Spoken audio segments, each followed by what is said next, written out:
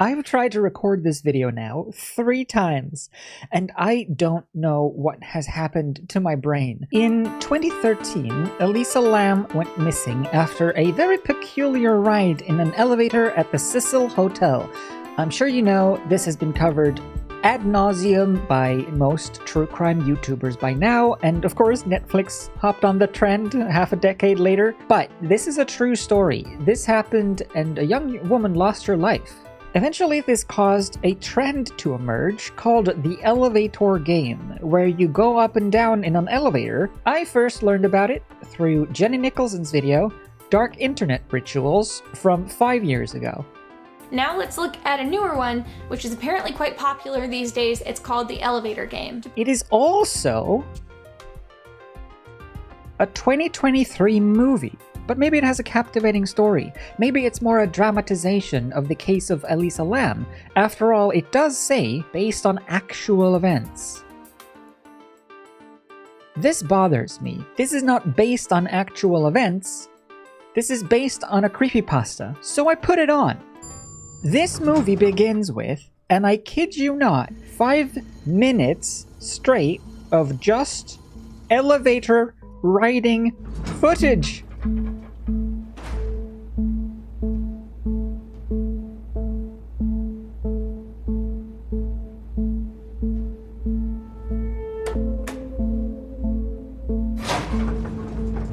Spooky stuff. But we get a peek at the rules. You go to floor 4, 2, 6, 2, 10, and then 5 with your eyes closed, then you push 1. Of course, things turn out less than fantastic for our lovely heroine. She did not keep her eyes closed, and thus... I love that the opening credits are also set to more montages of elevators going up and down. I'm scared. I don't think you are prepared. I don't think you understand what kind of people we are going to be dealing with here. Let me just say one word and you'll probably pick it up really quickly. Influencers. Welcome to Nightmare on Dare Street. I'm your host, Chris Russo. This is Chris. Chris is the host. Chris sucks. Chloe Young, as you can see, research nerd. And then we have Matty. Matty is the most confusing character. Izzy, I'm feeling a little bit precognition right now. I'm seeing into the future. And the fact that your title is Tech Guru is going to come into question a few times. Now check out these special effects. King with the help of these mirrors. Talking to a dead king. Serial killer Lester Digby King.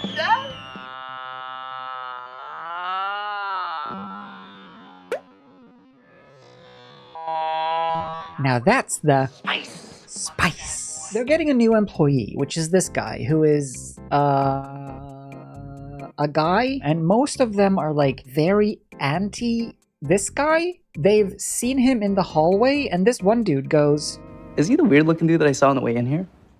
But what's interesting here to me, and what baffled me at first, is where is he in relation to them? This guy must be like stealthily listening. It looks like he's like crouching behind a wall, or maybe because he's sitting low down, there's like a blackboard or a green board above him. And I was like, okay, he's in another room, he's listening to the conversation, he's like getting information that he's not supposed to have.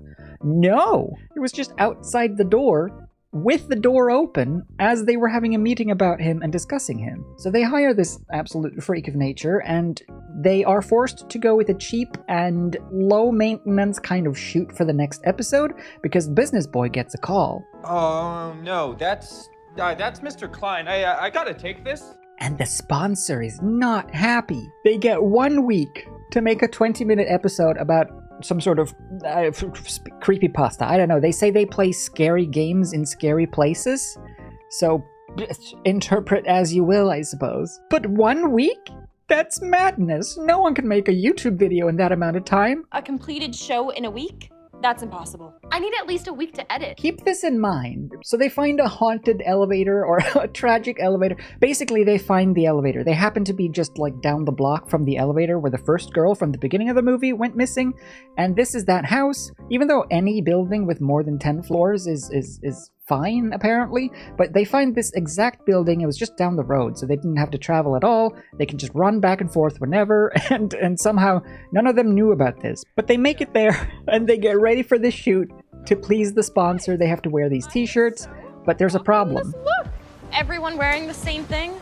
We're not worried about losing our credibility. I don't look The credible. credibility of this YouTube channel that does spooky games in spooky places based on spooky internet rituals. Let's not jeopardize our credibility. But now we're treated to what I think is just a masterclass in prepping for a YouTube video shoot. I mean, this is stuff that Logan Paul would probably charge, I don't know, $75, $98 for, but we are getting it for free. I can tell you that no shoot is ready to roll unless you've properly listened to all of the leaves, smell all of the lamps, and of course, check for wind. With this information, you are ready for the initiation of Little tablet. This is the mobile command center. I could launch the Mobile Command Center. This is where she records and edits her videos live. The only recording they have is what is stored locally on this iPad over, I'm assuming, 5G. The cameras have no internal storage. I don't foresee any issues with this. turn on in the next 5 seconds or I'm gonna throw you across the room. The plug fell out. Our tech guru. Okay, so they're finally ready for the shoot. Action. Oh, wait. Oh, Chris, remember, before you tell them to smash that subscribe button, it's been There we moved. go. Now we're relatable. They're ready for the shoot finally, and we get to see a little bit of the footage that they're actually capturing. To Nightmare on Dare Street. I'm your host, Chris. And today we'll be tackling... And immediately, I'd be remiss if we don't take a brief interlude to discuss what the heck that little white border around the image is. When you're looking in the viewfinder of a camera, usually most cameras have this white rectangle around the actual image, and anything that is outside of that isn't actually filmed. You just get a little bit of a grace area so that you can see like what is coming and going in frame before it actually enters frame. There's also things called action safe and title safe. They don't want is an guaranteed old CRT to show TVs. up on Sometimes they have every what's called video. overscan. This shot means that you are getting only chest. And this keeps going. Most of this video is going to be chins and chests when it's all said and done. Now, for years we've pondered. Is there more to life than this? I know he was just hired today, but... Okay, so here's a little sampler, right, of like how the editing is done for this. So as he is saying the words mouth shut and eyes closed, she taps randomly at the monitor and... You must keep your eyes closed and your mouth shut. and the text appears seemingly unrelated to what she's actually tapping. I'm assuming nothing of this is actually on the iPad at the time of the recording, because usually when you shoot a screen, you replace the image after, but they could have just put the icons where her finger was tapping. Why? If she's editing it live by tapping on and off filters, just like I'm doing with this avatar, why does she need a week to edit? Okay, so the riveting content starts now, and it's about to get quite spooky, so I would advise you to go and grab maybe a pillow to hide behind. It's going to get riveting quick. Well, I say quick.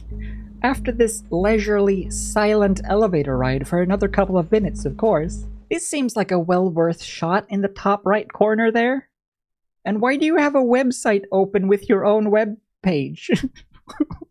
What? Making YouTube videos isn't all that easy, especially if you want to like have an actual structure to it. That being said though, I do feel like when you are doing some sort of YouTube urbex ghost hunting thing, most people would expect some kind of commentary, no? They're just silently riding the elevator. Anyone? You are so witty. What is this video? Say something! Okay, I just also want to comment on this real quick, even though it doesn't actually matter to the story of the movie. It's just a point of irk in my brain, because Maddie Smokes over here pointed out how the building does not seem to be up to code, or the elevator does not seem to be up to code, which prompts them all to look up at the ceiling, which prompts me to look up at the ceiling, and I don't know if I have ever seen an elevator where the ceiling is made out of untreated wooden 2x4s and corrugated see-through plastic sheeting. He's got a point. This does not seem up to code. You can even see over the wall behind them where the 2x4s just continue. If you don't have a set that can show the ceiling, don't shoot the ceiling. And of course, the signal is starting to go all topsy-turvy. It's I mean, I'm shocked, but they make it to the 5th floor, and of course, this douche nozzle decides to take a little peek. However, my biggest issue with this scene, what's he filming? Look, I know you're not allowed to look, and I know that you can't actually keep an eye on the camera, but surely you have a general vague idea of where your talent is and where you are supposed to point the camera to frame them in the shot. From this angle, all you'd be getting is maybe a bit of the dude's blue hoodie and then the wall at the other end. Presumably a couple of construction workers and maybe like unfinished drywall because the elevator seems to be under construction. Someone is filming the movie. Hey, just tell the guy he looks like a fool. Oh right, I forgot. I have to mention this as well. So while these guys are just down here lamenting the fact that the iPad is on the fritz, security shows up, and Christian Bale has just the absolute best hiding spot. See if you can spot him in this next shot right here.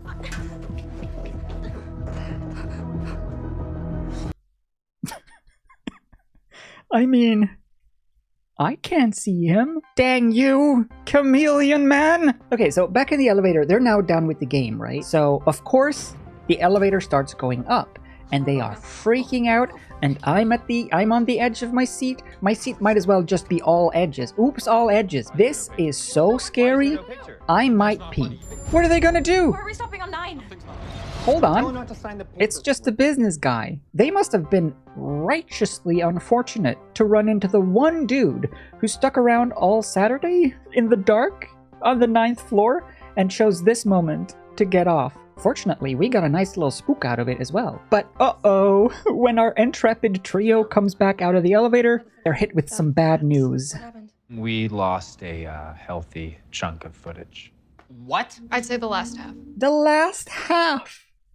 They lost the last half of footage? This is one of the pitfalls that you do run into when you decide to record your whole video over 5G onto an iPad, I suppose. I would do it again in a heartbeat, but it is a shame that we lost all of that gold of them silently standing in the elevator. So, wah wah, we gotta do it again, bud. So we're stepping on drama landmines left, right, and center suddenly. It's like a hippo having a poo in the zoo and whisking its tail all about, except the poo is drama. She's a huge fan of the show, and then you hooked up with her. How do you know that? I'm her brother. Not only is this guy the brother of the girl who went missing in the beginning, and he is here to play this game, infiltrate this game. I don't know why he couldn't just do this alone if he wanted to find his sister, because that's what he's going to do later in the movie. But for some reason he wanted these people to come with, to die. But not only that, this douche dude has hooked up with Christian Bale's sister, who is a freshman. How old is a freshman? According to an Alexa Answers contributor, usually freshmen are between the ages of 14 to 15.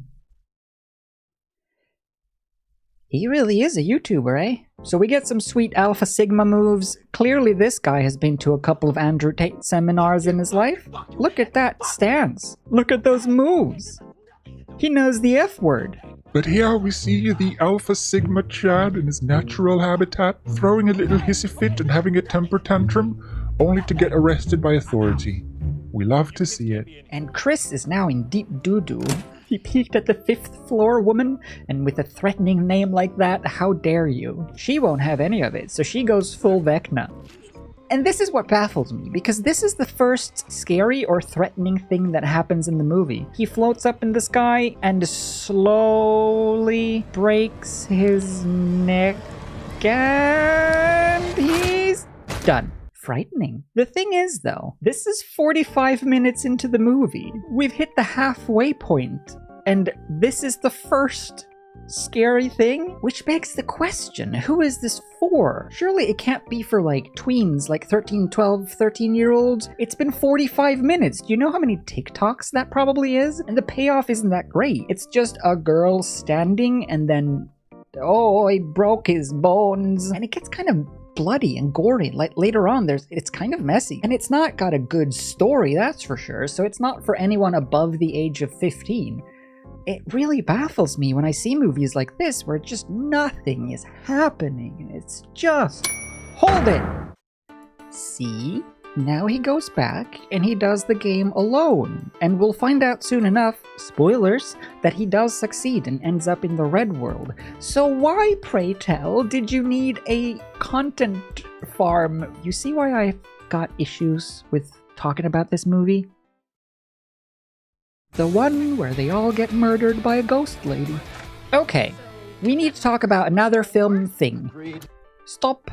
You can see it very clearly here on the front of her jeans, for example, and in the shadows of his shirt. This is a recurring issue throughout the entire movie, where darkened scenes and darker parts of images are underexposed and then attempted to be brightened up in post. You end up with these black levels that are just clipping into pure black. Get better in this shot, right here on Douche Dude's ear and hairline. You can see that it kind of just disappears into darkness and a blue mushy mess of, I don't know, compression artifacting it looks like. This is the greatest thing that I have ever seen. At this point in the movie, we are now getting a third elevator ride with nothing happening and nothing being said. It's just Christian Bale going up and down, whimpering to himself because he's scared that he might get to the red world and meet the 5th floor woman.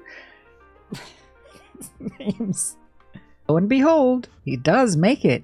And the place sounds like the deep? The depth? What is it called? From Breath of the Tears of the Kingdom? Right? But no, it's actually the future envisioned by Elon. Oh great Elon, we praise thee and thine ex. This place is really looking up now all the bots are gone. So Christian Bale takes a little walk in the red world and he meets the red world woman? Oh no, what's she called? A fifth floor woman. And I actually might have been right on the money with my Zelda reference, because I swear I've seen this person in Deadly Premonition. A true gamer girl, this. Spooky stuff. We must cut back to Goofball and Goof Girl, because they are about to ride the elevator. We wouldn't want to miss that. Hey, can I get a hand? I got these little T-Rex arms, so I can't really. Hold it! Objection! The reason these two buffoons came back here from the office is because she realized that she left the GoPro in the elevator. The GoPro that, according to her, contains a bunch of footage of them trespassing and riding up and down in the elevator. So you are recording onto the camera anyway. But, so what? I get that you might want to get the camera back because it's a GoPro and you're strapped for cash. I would have accepted that solution or that explanation. If that's the reason why they had to go back, that would have been fine, sure. But she specifically explains that they have to go back because it contains footage. You can't have it both ways. Okay, so while they are going up and down in the elevator, Christian Bale has been chased back to the elevator by the 5th floor woman. Hey, why is she called the 5th floor woman if she takes you to the 10th floor? But fret not, because if you remember from earlier in the movie, Christian Bale is absolutely a master at hide and seek. He will disappear, and blend into the environment, no problem. Okay, so while these two are having another bun-numbingly spicy elevator ride, they decide to might as well play the game. We're here. Hello? 5th floor woman? Oh wait, I wasn't supposed to look. Well, there's your problem. So, remember how I said I feel like this might not be a movie for kids? Because as unscary as it is, it randomly does this.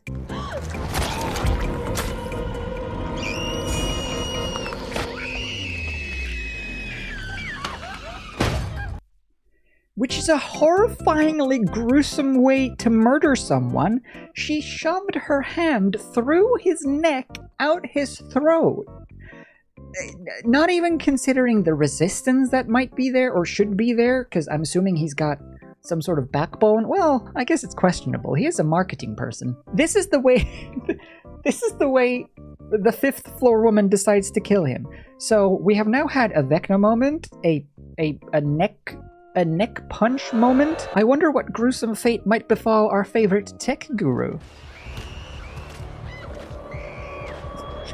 Oh. She gets pushed around.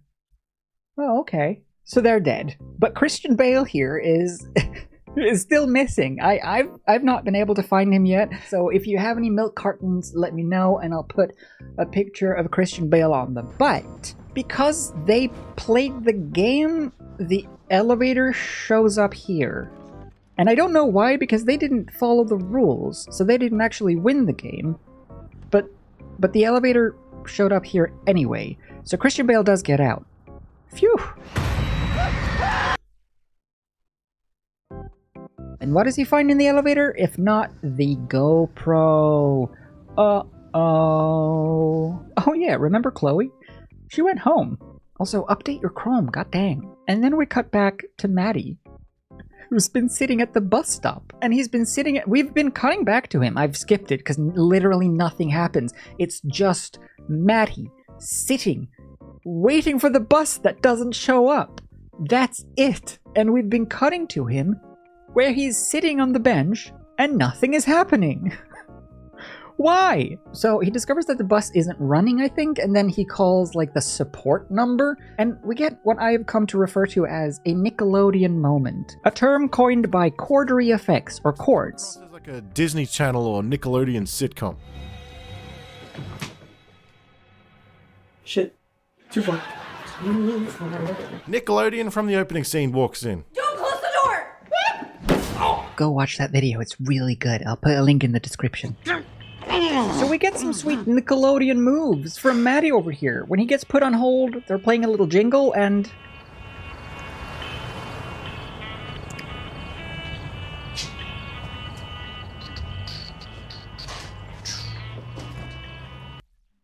What is your character? I guess he's supposed to be the Zoinks Scoob of the group, but he flip-flops so hard between actually believing and being serious, and then being Nickelodeon. Uh-oh. Don't worry, Maddie. I'm sure things will look up soon enough. Hey, why not start now? I love this shot. It's so goofy. She's just laying on top of the... Did she climb up there, do you think? Like, how did she get there? Maybe she climbed that tree and then, like, dropped down. Why is she there? If she wants to kill him, why is she just up there? He's been here for like a year. I mean, if anything, she looks happy to see you. But Maddie gets away and he collects his thoughts. Chloe. And then they all decide to meet up back at the office. On the way there, though, Maddie has this brilliant plan of gathering up some salt and a couple of candles to make a circle to ward off the spirits, right? So he goes into this restaurant that is currently serving 3 people. And they have like 800 little shakers of salt, and also just a full pack of sea salt out on the counter, along with, I think, 20 candles, all of which Maddie just helps himself to and leaves the restaurant no problem. And so we arrive at another strange point of contention to me, because we know that both Maddie and Chloe and Bale are all meeting up back at the office. We just had that phone conversation, and we were just shown Maddie picking up salts and some candles and stuff for like a warding circle or whatever. So we know all of this is going on, and yet... when Chloe and Bale enter the office again, we're shown this salt circle and candles set up in a very spooky manner. And the camera lingers on the bits and pieces. There's dramatic music building tension in the background. We are wondering, this wasn't here before. Who could have done this? Who might have brought these things? But we know! That was me slapping my forehead. We know these things. Why is this tension building? Why is this even a scare at all when we know? I don't know. You tell me. Look. Oh, the fuck, Chloe? Sorry, I'm sorry. It was just Maddie, guys.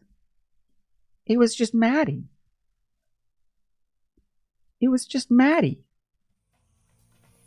Well, color me flabbergasted. Okay, so they gather up in the circle, or around the circle. Chloe doesn't want to get in the circle because she doesn't want to spend all night in a circle. so she refuses to get in the circle, but she also explains the backstory that she just now stumbled across when she was doing her posthumous research that she claimed to have done before the shoot. And she discovers the origin story of this particular ghost Fortunately, it's not the ghost of Elisa Lam, because again, this happened 10 years ago. So they make up this story about this girl who got locked in an elevator shaft by her friends as a joke, and then her friends left and got drunk and fell asleep, and this girl was trapped here for an absolutely unfathomable amount of time. She had no food, no water. She lost her mind. She spent the entire weekend all alone, slowly losing her mind. Oh yeah. Over the weekend, this girl was trapped in the elevator shaft for 2 days, and she slowly lost her mind until that Monday, when the people came back to the office, the elevator came down on her and smushed her. And the elevator has this red neon tube X on the bottom, and that's why there's a red X in the sky. And that's why it's a red world. I don't know what the 5th floor is about, because clearly she's on the ground floor, and also elevators don't actually go all the way down. You see where they put her in here, it's through a normal human person-sized door. It's not like it's a little crawl space.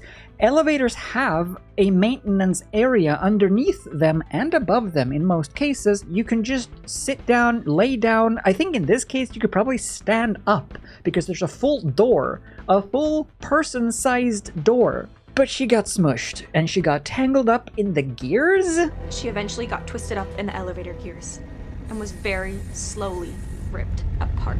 Did you get it? Because she got twisted up in the elevator gears? So she's all crunchy? Fortunately though, ghosts do not like it when you put salt on the oh, wait. Like I said, it gets oddly gooey. What are you made of, Maddie? What are you? But fortunately, our favorite power couple makes it back to the elevator. They assault a security guard who's just trying to do his job.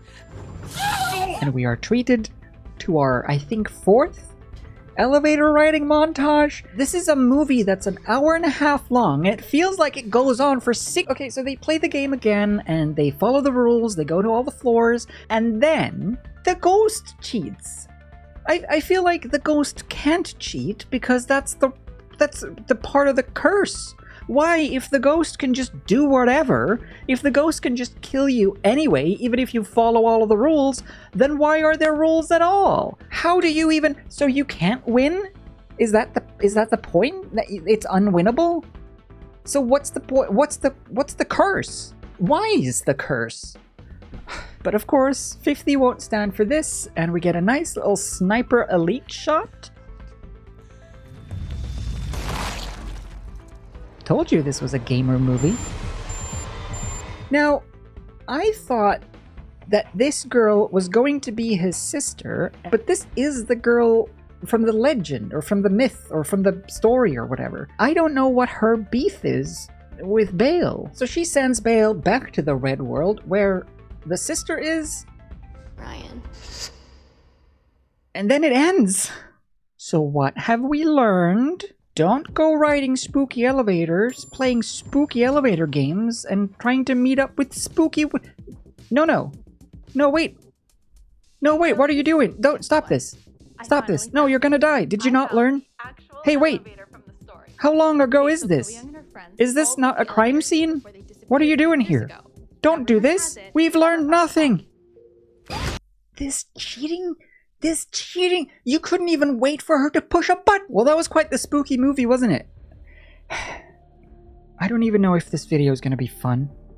I'm just gonna use this footage because I'm not doing this another time. I'm not watching this movie a 4th time. I want this out of my brain. But I've sure learned my lesson. I'm never riding another elevator again.